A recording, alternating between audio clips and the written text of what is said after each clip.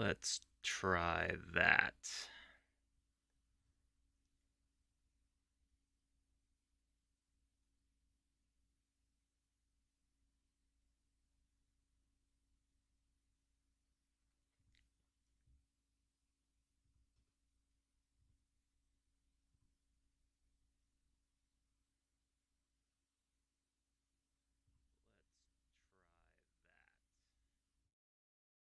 Okay.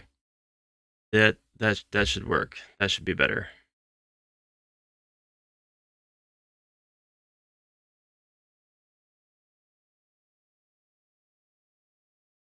Hopefully.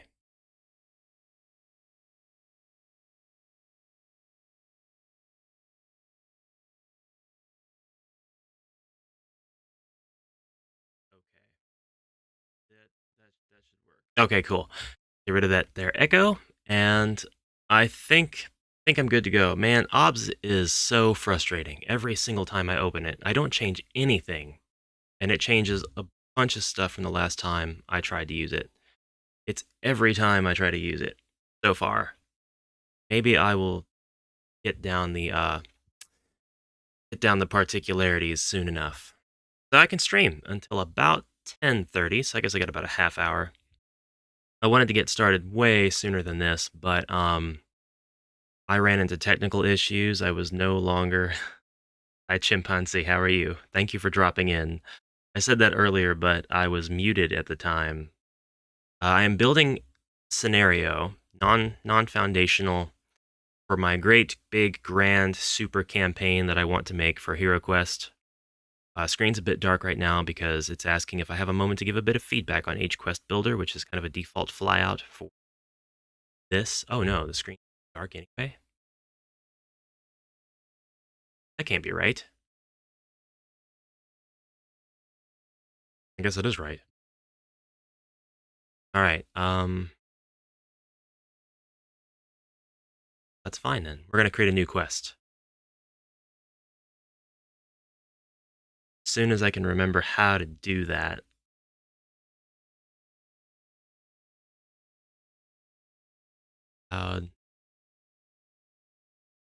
Here we go. There we are. Yay! All right, we have a new unnamed quest. Don't worry about those other ones. I will be using the classic HeroQuest symbols. I like the idea of using the colored ones. And I'm going to use going to place some basic monsters and such about. Make this one of the accessible quests. And whoop, I don't want that. Get that out of there.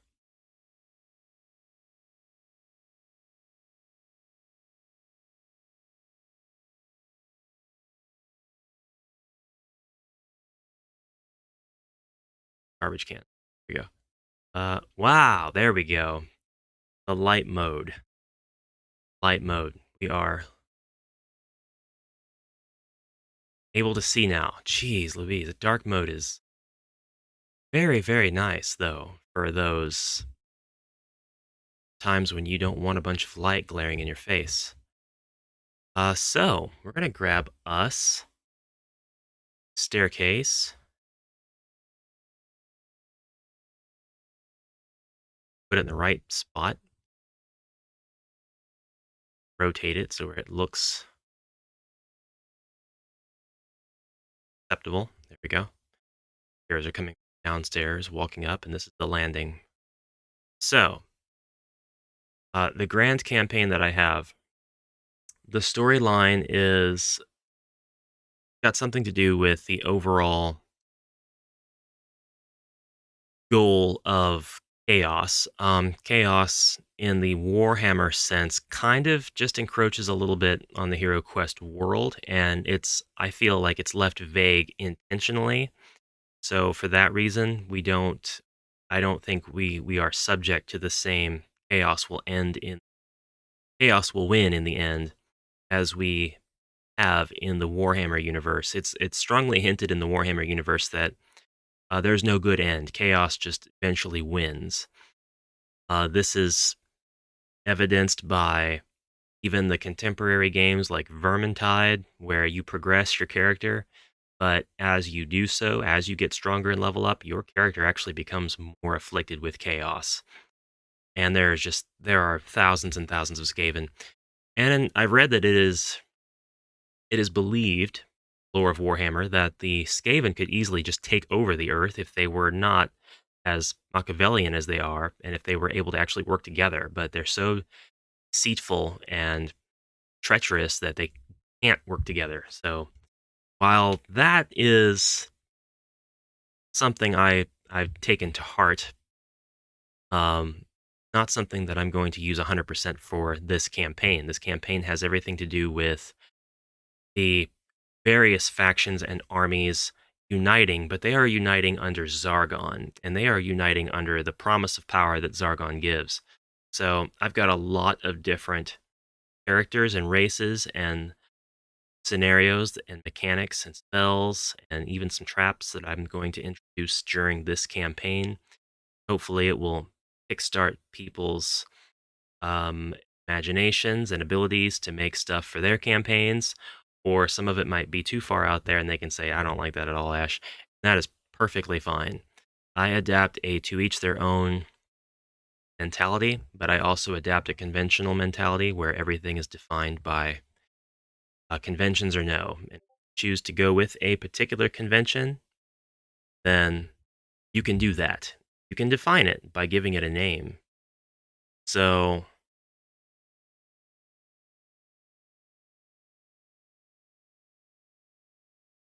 I don't like that Discord.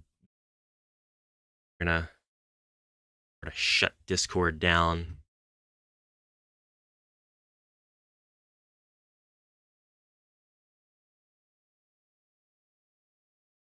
And gonna make our first doors to this room. Now, so yeah, and this is going to have a lot of figurines and characters and stuff from uh, not HeroQuest, but they're going to be used in the context of HeroQuest. They're going to have stats that I have modified for use with HeroQuest, and there's going to be different numbers of them, and we're going to go with some difficulty rules that I am still trying to work out, so that a group of brand new heroes can play this, and I'll have separate optional notes in the quest book for if people who want to challenge this quest want to bring in their veteran heroes. So we'll have two different difficulty modes going on, a lot of considerations to make. It's going to take a lot of mind here, a lot of mind points on my part. One of the things that I want to introduce first thing is the two doors side by side mechanic. When a hero searches, or rather, when a hero opens one of the doors, they both open. So you have double doors. Double doors really eliminates the I don't want to refer to it as others have referred to it, but the phallic straight line of heroes wandering through the dungeon. So we want to eliminate that just for fun. I grab. Oh, I can't do that. Can't layer them on top like that. That's fine. That's actually fine. I won't put them on. They're going to start on the stairwell. First thing they're going to do is come out of the stairwell. The quest is going to begin. And Zargon's going to do the intro, this quest, and then explain the double door mechanic. And we'll walk through the double doors. And so far, there won't be anything. I'm going to have some rock. And we're going to utilize a bunch of the board to create a sort of journey. But we're also going to, and we're not going to flesh out every single room, though, either. So, going down this hall, get to the end.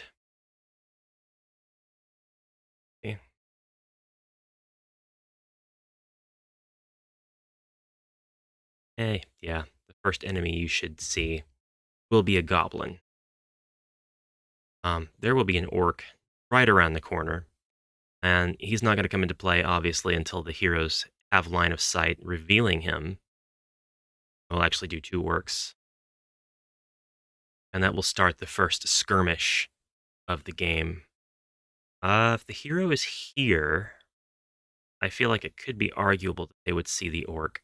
So just to eliminate that completely, put the orc here. This orc, we're going to put here, and we're going to trash these 2 orcs. There we go. Now, got hallways, but I don't want to consume too much hallway. Instead, we'll put not 1, but 2 stone paths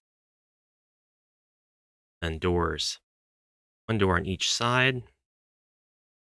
And we need to solve for difficulty in HeroQuest.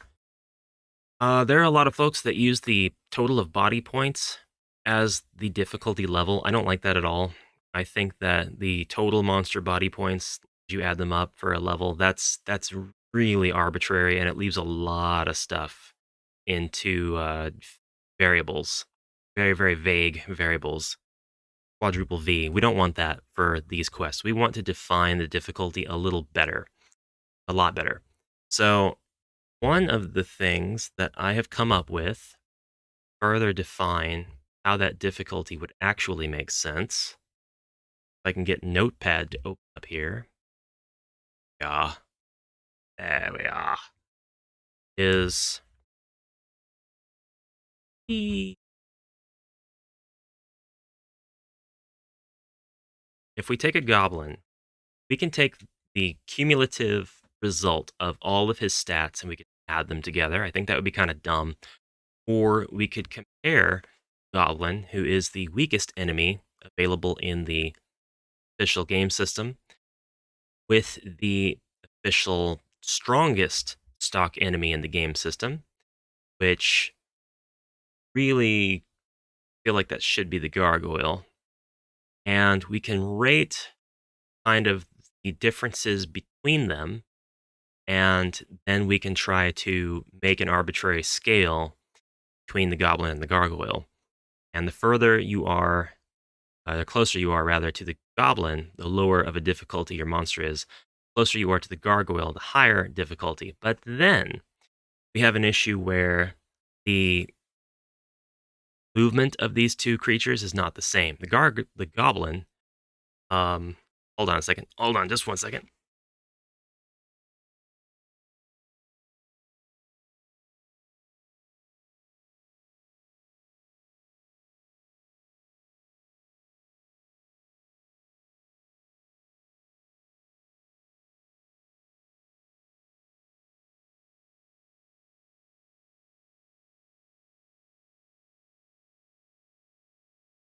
The goblin has 10 movement squares, and the gargoyle has 6. So the gargoyle could very well never land a hit on the goblin if the goblin does nothing but run away.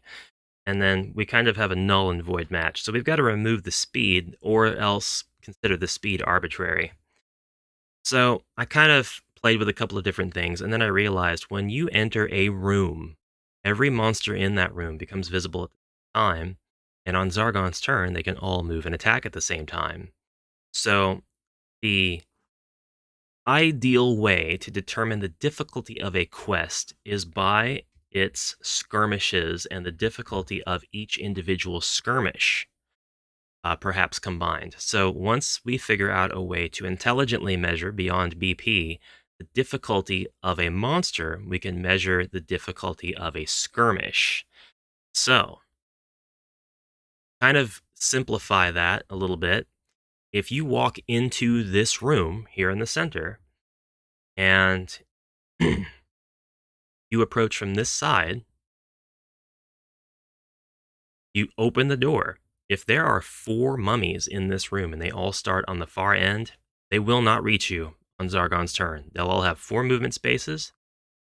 They won't reach you. They can get close, but they will not reach you. They cannot attack. They have been revealed, but you will get the first attack. That's if they're placed on the farthest end of this room. Same goes with corridors. If you step into a corridor and a monster appears on the far side, He's not going to get to attack you in the next turn unless he has enough movement spaces to get to you, or unless you get in range of him, and then the same thing applies. So difficulty needs to be determined by the fact that, or the assumption that the monsters can attack you in a single turn, like they have that access, and then by the amount of monsters and what kind they are, and then everything combined for that skirmish. That skirmish alone will have a total amount of attack dice that can be rolled against you in a single turn. That skirmish alone will have a total amount of body points that need to be taken down, reduce the amount of monsters that have turns to attack you. There's some mathematical formulas I have to go over before I can really, really drive that home. But I'm going to. And when I do crack that code, I'll share it with you, because I think judging a quest by the total amount of BP is not the most intelligent way of getting a difficulty for that quest. So what I'm going to do is examine the skirmishes that are available in the trial and use that as a pretty strong signifier of it. Not really an easy difficulty. Trial is kind of up there. But trial will set a benchmark for kind of where I don't want to be for the I don't want to be harder than the trial for the first quest of this campaign, because this campaign again is going to be suitable for beginners. So enough chatting. I have got a goblin and 2 orcs down. They are subject to change when I figure out the difficulty. And we can walk into the west wing. When we do that, we can find furniture. Find a bookshelf in the west wing. Actually, we'll find one of those. Find a bookshelf in the right, the east wing. When we get to the weapons rack, we have to determine now, do we want to implement a rule? Well, the first rule that I'm implementing is the rule of the double doors. I really want double doors in this campaign to reintroduce players to new rules, or reintroduce rather players to new rule sets that are homebrewed by me, but don't stray too far from the original idea of the game. And the second rule I'm going to implement that is a bit unique, apart rather from the game system, is that you have to be near furniture objects to be able to search them. And furniture is intended to be tangible. Furniture can block movement. Some furniture will not be able to block line of sight.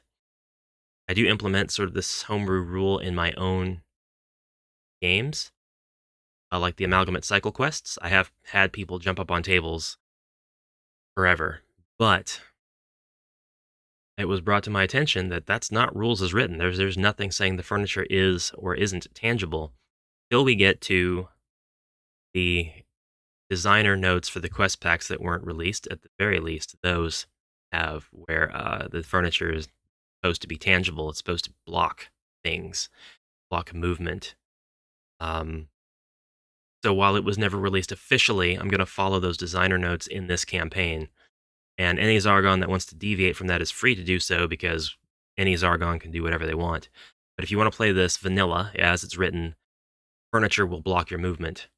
Tables will not block your movement, but I think I'd like to come up with a different rule for what constitutes being able to pass through a table. Perhaps jumping over it or on top of it. So the B here will represent you have to be next to this to search it for treasure. And the same will be here as well. I'm going to use a second B, even though the B has gone dim, which almost kind of implies that we've ran out of Bs. The game system just doesn't have Bs. So now B door here or door here. What do we want to do? We can make a door here. Another note on difficulty is that just because you enter a quest doesn't mean you have to clear it out. The difficulty that folks arbitrarily cite for quests based on total amount of body points has to do with all the monsters on the board. You may not fight all of the monsters on the board. The monsters that you do not fight should not count towards the difficulty, right? So therefore, every quest has 2 difficulty levels, the non-optional and the optional. The optional would encompass all of the monsters on the board. The non-optional would just be the monsters that would have to be present and activated during Zargon's turn. So for the quest of Sir Ragnar, all of the monsters would count in that quest, because spoilers, once you rescue Sir Ragnar in quest 2, an alarm sounds and all of the doors open. So that quest becomes a bit tricky in terms of deciding how difficult it really is. Now, we will have another door leading into the here, but I would like to place something here. I think we'll place some monsters, actually. We'll have a monster guarding this weapons rack. It'll be a goblin, actually. And we want a goblin. In this room, we want 2 orcs. We have now used 2 goblins and 4 of our 8 base game orcs. I may or may not decide to use the Keller's Keep orcs as well. I think I will eventually, but like for this quest, it's going to be a bit early on, just introducing players to new mechanics. So, not yet. And you bust into this corridor. What do you find? Well, so far there have been no traps. I'm going to put a trap here. The B note is going to make sure the hero knows they have to stand right next to something to be able to search it. So that is that. The rack, I think, will contain nothing of use. So any hero that searches this will simply find that there's nothing on the rack. So all 4 heroes can search this room, but they're only going to get the same result. They get the same result with the bookcase. There are a bunch of books on the shelves, and I might change this to a C note and begin talking about lore bits. I still need to decide exactly where this is taking place. This is going to be a sort of grand hall, grand library, anything like that. We'll have a room that introduces players to the traps. Actually, I don't want to do that. I'm going to trash the pit. Take this, trash that door, and I'm going to trash this too. I trash all these guys because I still need to make where there is a set of double doors that can be opened, and there are actually going to be monsters behind it. So here are our other orcs. Both of the doors open, and the orcs can all come through, attack diagonally, whatever. I would love to have a here. Ooh. No, I would not. Have a door here. Back out into the corridor. This time, seems blank. We will put a pit trap here around the corner, and we will have a sentry. This time, a goblin and skeletons. Love me some skeletons. Skeletons rock. Hello there, GA. Thank you for joining, dropping in, saying hi. Nice to have you. Stream's only going on for a few more minutes. It's likely I'm not going to finish this in that time span. I've been doing a lot of droning on about theories and methodology and other boring stuff. I'm actually not sure how many stone tiles I have access to.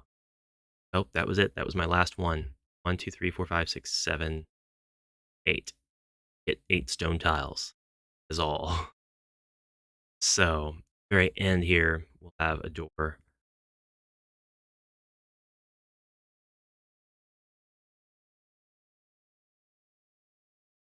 And this is the room that reintroduces new heroes to the concept of secret door searches. unless they have searched for a secret door in this room. If they have done so, they will find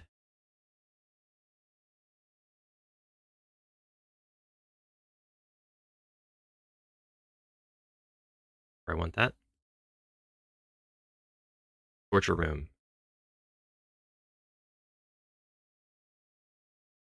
Find a skeleton. Skeleton will have a C note next to it. Skeleton can be freed from this torture rack. It is actually on the torture rack. I can't move it. I don't think I can move it. Nope. Anywhere I click is going to... Wait a minute. That can. Basically telling the Zargon that they need to place the skeleton on the torture rack. The skeleton is on the torture rack. And the hero has a chance to let them go or not. And what will happen is something I need to determine yet. But I want to begin also introducing the roleplay rule system. Roleplay rule system allows you to interact with different things in the room that you can't in the game system without homebrewing, and it will be an integral part of the entire experience. It is a bit inspired part by, or it's not inspired, but validated in part by the quest notes for the Wizard Quest Pack. The idea being, in the Wizard Quest Pack, if you use a, for example, if you have a levitate spell and you come into a room, there might be treasure or something, a switch on the ceiling. You can't get to it unless you use the levitate spell. That is a whole new can of worms for HeroQuest, and it's something I plan on clearly defining all new players, making it as accessible as possible. And so this C note will be part of that. Secret door. There were no secret doors in the trial, so maybe I shouldn't put secret doors here. I'll think about it. For now, I'll just put a regular door.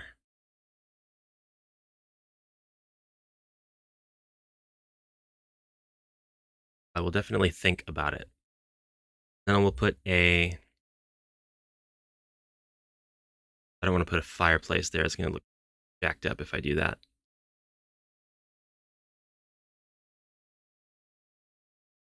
Oh, we'll put a treasure chest, though. Kind of like something in each room to kind of draw the attention. Introduce something new. There weren't any traps in the trial as well, but I think I would be changing this. Is this just for the original game? No. I prefer the aesthetic of the map maker for the original game, but this is going to be something that can be played no matter what edition of HeroQuest you have. So, I mean, even if I were to say, no, you have to have the original game to play this, there's nothing stopping you from just one-to-one adopting it for the new game.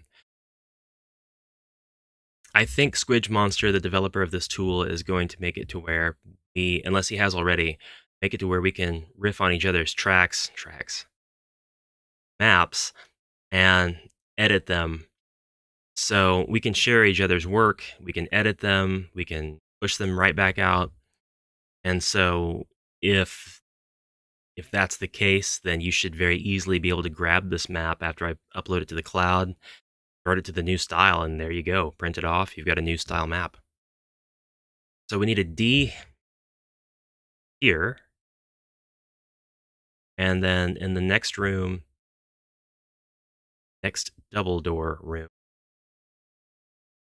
heroes will begin to fear double doors, I hope. We will have our first Fimir of the game, Goblin, and Cabinet Tray. Actually, we'll throw 3 goblins in here. We're going to make things a little bit more dangerous. Now, so far, this has been pretty linear. It goes this way, then it goes up this hall and into these rooms.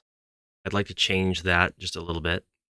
So once we open this door, we can have another optional room here. What's in this room? Another bookshelf. And probably need to throw a mummy in here.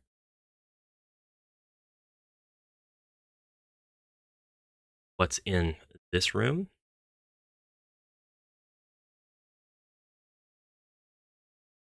Room has a tomb.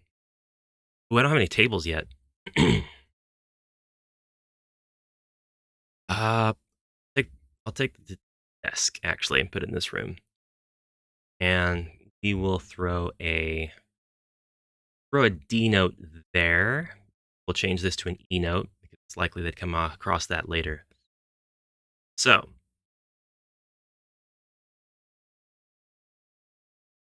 into these doors, I actually see that they're off-center. I need that. That door is on that tile. There we go. Be on this tile.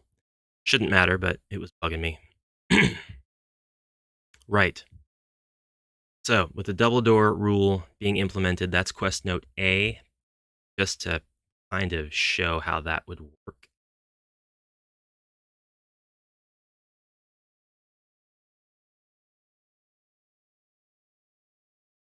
I had to call it that. That's the name of the entire campaign, maybe. We'll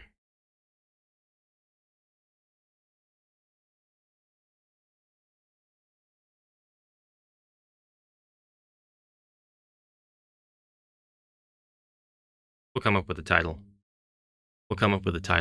Actually, title for this quest will be the first comment in my chat to suggest what it should be.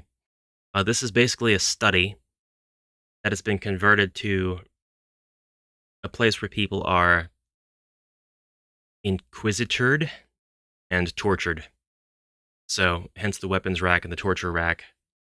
But the gist of this is it's kind of like a place for evil people to go and get a bit schooled.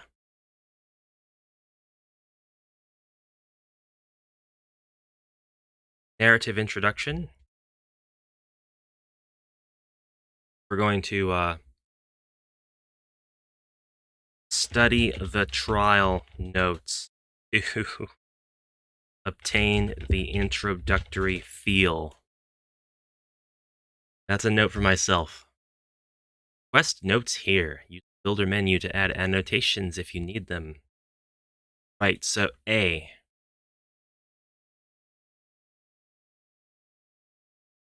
The Library of Pain, that's what it is. That's what it's going to be. Suggestion has been immortalized, Ellen Stark. Thank you. Welcome to the Library of Pain. And let me tell you, your pain is overdue. These are double doors. When the hero opens either one, they will both open.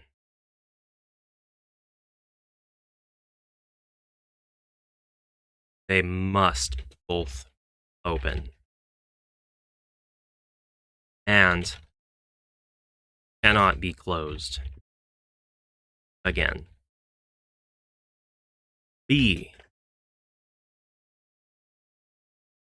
Zargon explain on to the heroes that they must be adjacent furniture if they want to search for treasure. I need to change this a little bit. Zargon explained to the heroes that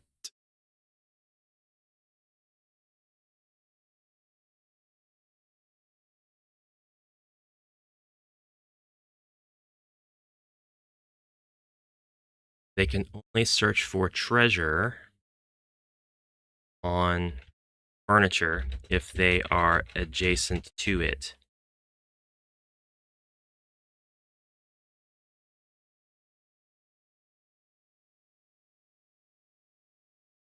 Furniture,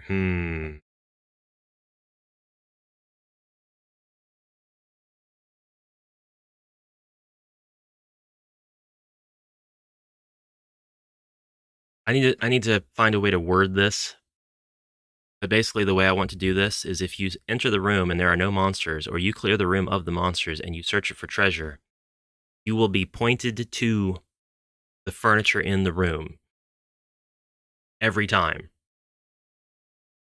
Um, but that kind of means that every single time I put a piece of furniture in the room, I might have to make a quest note. So that means I let the players search every room for treasure, and they are also allowed to search furniture for treasure just once, not once per hero. And first hero to search that furniture gets the effects of it, gets that text. If there is nothing in the quest notes about what kind of treasure is on the furniture, then there's just nothing there. That enables me to place down furniture as I see fit without having to worry about making up a quest note for each thing. Dargon explained to the heroes that they can only search for treasure on furniture if they are adjacent to it.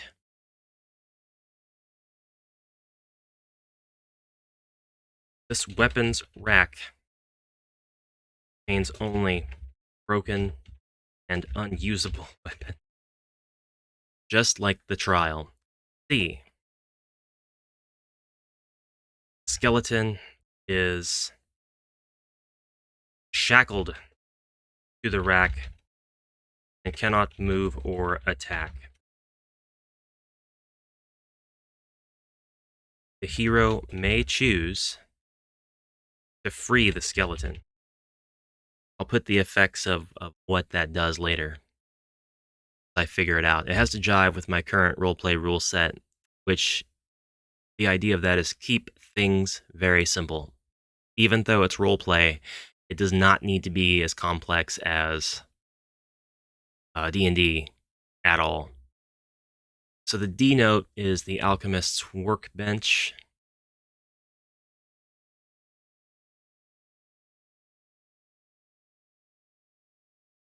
First hero who searches bench for treasure. Oh, you know what? This is a core rule of the roleplay system, so I don't need to remind them here. Weapons rack contains only broken and unusable weapons. First hero who searches the treasure. Find a potion of health. Absolutely fine. The library of no return. Library of Pain has to win this round, but don't worry. I think I'm going to let the participants of the chat choose the name of the different scenarios as I make them. Whoa. The Wandering Monster is going to be 2 goblins. So we are establishing early on that gobos can hide behind corners everywhere, and that the heroes have to take into account they don't want to stray too far from their fellow heroes. Right. So we have introductory quest. It might actually end where the Famir is. This doesn't quite take the difficulty level to where the trial is, because the ultimate room of the trial has got the gargoyle, as well as a chaos warrior, orc, second orc. Depending on what version you play, UK or US, the trial's got slightly different monsters in each of the rooms, some of the rooms. So it doesn't bring it quite to that difficulty level yet. So I think one more monster needs to be in here. I've got 1, 2, 3, 4 goblins. Let's use our other goblin. It's gonna have a nope, I've already used them all. 1, 2, 3, 5, 6. You're right. I've used them all. So we'll have an orc here then. Orc instead of a goblin. Kind of like that better. And dark spaces. I have dark spaces on my.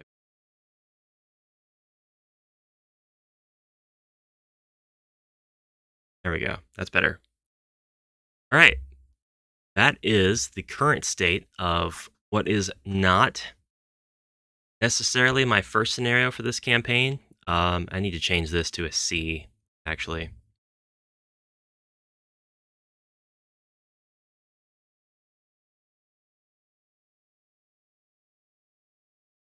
E, E,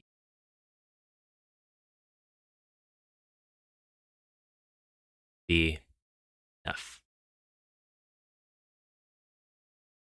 Because it is optional. I will have all of the optional points be later letters than the non-optional points of interest.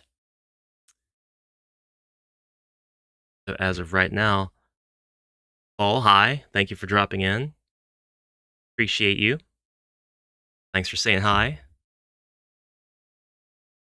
Currently creating a maybe first scenario for the HeroQuest roleplay system. A campaign that I am designing and creating that will be released for free. It's not going to be behind any paywall, no Patreon. It's just going to be out there for people to have. I'm going to try to get it to where I can print it off in a nice campaign book and get it to where other people can print it off in nice campaign books as well. I'm going to adhere to the limitations of the old quest books.